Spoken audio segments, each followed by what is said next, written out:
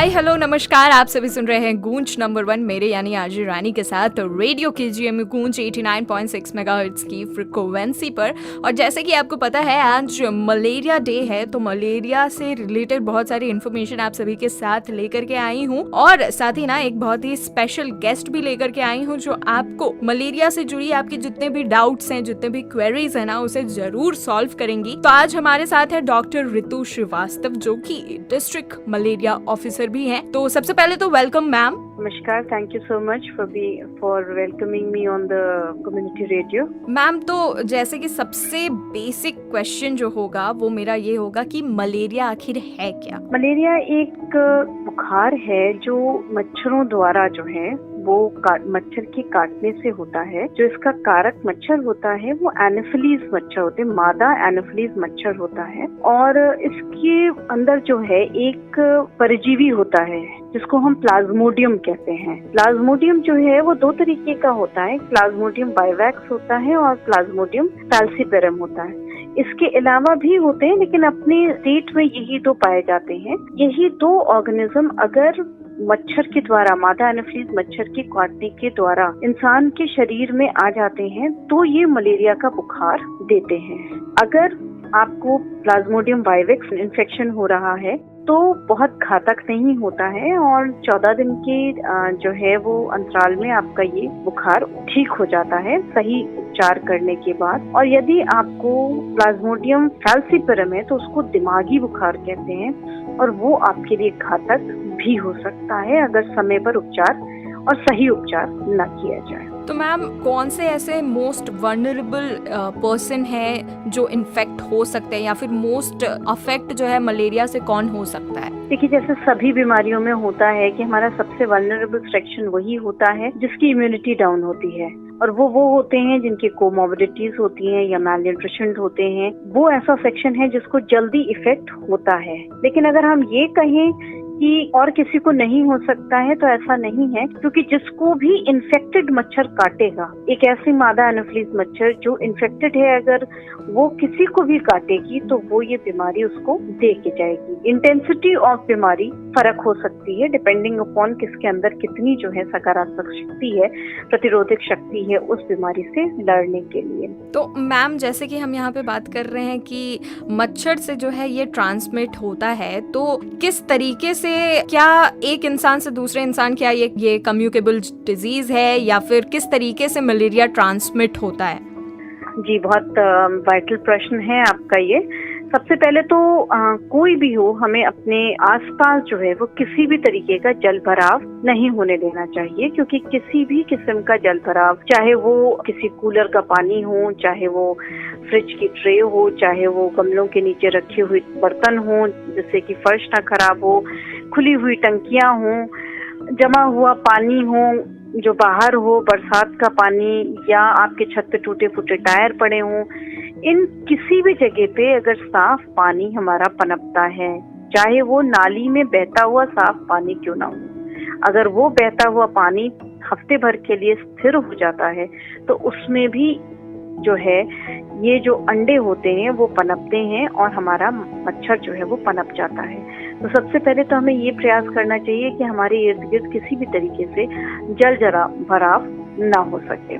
तो मैम जैसे कि हम यहाँ पे बात कर रहे हैं कि कैसे ट्रांसमिट होता है और पानी को कहीं पे भी जमने ना दे, तो ये हाउस होल्ड लेवल पे हमें करना है। लेकिन जब फॉर एग्जांपल किसी को ट्रांसमिट हो गया या फिर कोई इन्फेक्ट हो ही गए, तो कौन से ऐसे साइंस हैं या सिम्टम्स जो हम घर में देख करके पता कर सकते हैं कि मलेरिया है, ताकि हम डायग्नोस के लिए जो है ना डॉक्टर के पास या फिर हॉस्पिटल जा सके? जी, अगर आपको जो है वो जाड़ा लग के बुखार आता है, बहुत ही टिपिकल सिम्टम है इसका, जाड़ा लग करके अगर बुखार आ रहा है तो एक टिपिकल सिम्टम ऑफ मलेरिया है और आपको मोस्ट प्रोबेबली मलेरिया होगा। एक बहुत मोटी सी बात कही जाती है कि जो मलेरिया का बुखार है उसमें जाड़ा, गर्मी और बरसात तीनों का एहसास होता है। जाड़ा लग करके बुखार चढ़ता है और उसके बाद आपको बहुत तेज गर्मी लगती है और गर्मी लगने के बाद जब बुखार उतरता है तो इतना पसीना आता है कि बरसात सा एहसास होता है। तो ये बुखार आपको जाड़ा, गर्मी और बरसात तीनों तरीके का एहसास देता है और इस तरीके का अगर कोई सिम्टम आपको लगता है तो मोस्ट प्रोबेबली जो है वो मलेरिया का बुखार होगा। तो मैम जब हम डायग्नोस के लिए जाते हैं तो हमें किन सारी चीज़ों का ध्यान रखना है, या फिर कैसे मेंटली हम प्रिपेयर होकर के जाए ताकि हम टेस्ट कराते वक्त जो है ना कुछ भी हम अलार्म ना हो जाए कुछ चीज़ों को देख करके। तो मलेरिया का डायग्नोसिस कैसे होता है? किसी भी सरकारी अस्पताल पे हमारा मुफ्त जो है इलाज होता है, जांच भी मुफ्त होती है। हम जो है वो उंगली से एक प्रिक लेकर के और खून की जांच करी जाती है, और बहुत छोटा सा एक टेस्ट होता है, और उसके बाद माइक्रोस्कोप से उसकी टेस्टिंग होती है। रैपिड डायग्नोस्टिक किट से भी करते हैं, पर वो कंफर्मेटरी नहीं होता है। अगर तुरंत में रिजल्ट चाहिए तो रैपिड डायग्नोस्टिक किट से भी हम लोग करते हैं, और अगर उसमें पॉजिटिव आता है तो तुरंत हम लोग कंफर्मेशन के लिए माइक्रोस्कोपी करते हैं, ताकि ये पता लगाया जा सके कि प्लाज्मोडियम वाइवेक्स का इन्फेक्शन है कि प्लाज्मोडियम फैल्सिपारम का इन्फेक्शन है। और आपकी जो दवाएं हैं, क्लोरोक्वीन, प्राइमाक्वीन, एसीटी कॉम्बीपैक, ये सारी आपको निःशुल्क जो है वो सरकारी अस्पतालों से, हमारे प्राथमिक और सामुदायिक स्वास्थ्य केंद्रों से आपको उपलब्ध हो जाती है। पैनिक की कोई भी जरूरत नहीं होती है, लेकिन अगर आपको बुखार है तो आपको ढेर सारा रेस्ट करना है, दवा समय से लेनी है, और अपने आप को मच्छरदानी में सुला के रखना है ताकि आपको काटा हुआ मच्छर किसी और को संक्रमित ना कर सके, क्योंकि आपको जो मच्छर काटेगा वो भी संक्रमित हो जाएगा, और जब वो किसी और को काटेगा तो संक्रमण आगे फैलाएगा। तो क्लस्टर डिजीजेस हैं ये सब, अगर एक जगह होती है तो दूसरे को होने की भी संभावना बढ़ जाती है। तो मैम जैसे कि आपने यहाँ पे बहुत सारे प्रिकॉशन मेजर्स ऑलरेडी बता दिया है, लेकिन ये तो जब हम मलेरिया को ध्यान में रखते हैं या फिर हमें उससे बचने के बारे में ख्याल होता है तब करते हैं। इन जनरल अपने लाइफस्टाइल में क्या ऐसे चेंजेस ला सकते हैं जो हमें मलेरिया से जो है ना पहले से एक प्रिकॉशन लेयर हमारे लाइफ में या फिर हमारे लाइफस्टाइल में एक सेट हो जाए कि हम मलेरिया से जो है बच करके रह सके?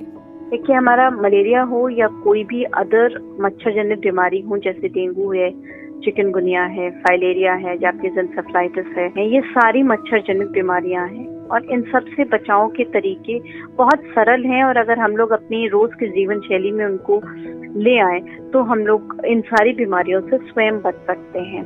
उसमें सबसे पहले आपको जो है वो अपने इर्द गिर्द पानी किसी तरीके से जमा नहीं होने देना है, साफ सफाई रखना है। अपने शरीर को मैक्सिमम ढकने वाले कपड़ों का आप इस्तेमाल करें ताकि आपके शरीर का एक्सपोजर कम हो मच्छरों का। आप सुबह शाम जो है वो नीम की पत्ती का धुआं कर सकते हैं। अगर आप दरवाजे पर नीम की पत्ती का धुआं कर लेंगे या आप कपूर जला लेंगे तो मच्छर का प्रभाव कम होता है, वो घर के अंदर नहीं आता है। अपने घरों में जाली, खिड़की दरवाजों पे जालियां लगा करके रखें, और सरकारी हिसाब से हम लोगों का जो है वो लार्वा रोधी रसायन का छिड़काव होता है घर के बाहर नालियों में, तो समय समय पर अंतराल पे हम लोग ये सब भी कराते रहते हैं। अपनी जीवन शैली में हम लोग जो हैं वो अगर बस ये समझ सकें कि बचाव ही उपाय है तो हम स्वयं को बचाने के लिए मच्छरदानी का प्रयोग करेंगे। अपने बच्चों को जब स्कूल भेजेंगे तो पूरी आस्तीन के कपड़े पहनाएंगे, जूते मोजे पहनाएंगे। जब वो खेलने जाएं तो अगर आप शरीर पर उनके जो है वो हल्का सा एक तेल की लेयर या कोई क्रीम की लेयर अगर आप लगा दें शरीर पर, तो जब मच्छर उनको काटेगा भी तो वो कोई भी कीटाणु शरीर के अंदर नहीं छोड़ पाएगा, क्योंकि वो रिपेल हो जाएगा। अगर हम स्वयं बिना किसी सरकारी लोगों के इंतजार करे हुए अगर हमारे घर के इर्द गिर्द कोई पानी जमा है तो हम मिट्टी के तेल की 2 बूंदें या जला हुआ मोबिल जो हमारी मोटरसाइकिल से निकलता है, अगर हम नालियों पे जमे हुए पानी पे अगर हम वो डाल दें हफ्ते में एक बार, तो एक ऑयल फिल्म बन जाती है जिससे कि मच्छरों का प्रजनन नहीं हो पाता है। तो अगर हम स्वयं थोड़ा सा आगे बढ़ के अपनी सावधानी बरतें तो हम मलेरिया और अन्य मच्छर जनित बीमारियों से बचाव कर सकते हैं। मैम, तो जितने भी चीज़ें आपने बताया वो हाउस होल्ड लेवल पे हमें बताया, जो आसानी से चीज़ें हमारे घरों में उपलब्ध होती हैं उससे कैसे हम मलेरिया से बच सकते हैं उसके बारे में बताया। तो मार्केट में बहुत सारे मॉस्किटो रिपेलेंट क्रीम और कॉइल एंड लिक्विड सब आते हैं, तो मैम क्या आप प्रेफर करेंगे या फिर क्या आप एडवाइस करेंगे कि लोगों को वो इस्तेमाल करना चाहिए या फिर उसके कोई साइड इफेक्ट्स भी हैं? देखिए, कोई भी चीज अगर हम एक्सेसिवली यूज करते हैं तो उसके सब केमिकल्स होते हैं, तो उसके अपने साइड इफेक्ट्स और रिपरकशंस तो जरूर होते हैं। इसलिए हम लोग जो हैं वो जो भी बताते हैं उसमें बिहेवियरल चेंजेस के बारे में बात करते हैं कि कैसे हम स्रोत खत्म कर दें, पानी का जमाव ना होने दें, या अपनी ड्रेस सेंस चेंज कर दें, कि हम अपना मैक्सिमम बॉडी का एक्सपोजर कम हो सके। मस्कीटो नेट्स का इस्तेमाल करें, मच्छरदानियों का इस्तेमाल करें। ये सारे तरीके ज्यादा हाइजीनिक है। ऑफ कोर्स जो आपके मस्कीटो रेपेलेंट्स और एंटी रेपेलेंट क्रीम्स आती हैं अच्छी होती हैं, आप इस्तेमाल कर सकते हैं, पर जब आप एक्सेसिवली यूज करोगे तो सिंस वो केमिकल्स होते हैं, कुछ ना कुछ वो आपको दिक्कत दे करके जरूर जाएंगे। मैम लास्ट में आपसे बस यही चाहूंगी कि आप कोई मैसेज जो हमारे लिसनर्स को इन जनरल लाइफ से रिलेटेड या हेल्थ से रिलेटेड जो आपका मैसेज है हमारे लिसनर्स को देना चाहेंगी। जी, सबसे पहले मैं आप गूंज का धन्यवाद देना चाहूंगी कि उन्होंने आज के दिन वर्ल्ड मलेरिया डे पे इस प्रोग्राम को जो है वो श्रोताओं के लिए लेकर के आए हैं, और अपने श्रोताओं से और इस माध्यम से हम ये जरूर कहना चाहेंगे कि जो भी बातें सरल से उपाय हम लोगों ने यहाँ पे बताए हैं आप लोगों को, उनका उपयोग अपनी रोज की जिंदगी में करिए और मच्छर जनित सारे रोगों से अपना बचाव करिए। धन्यवाद। Thank you ma'am. Radio KGMU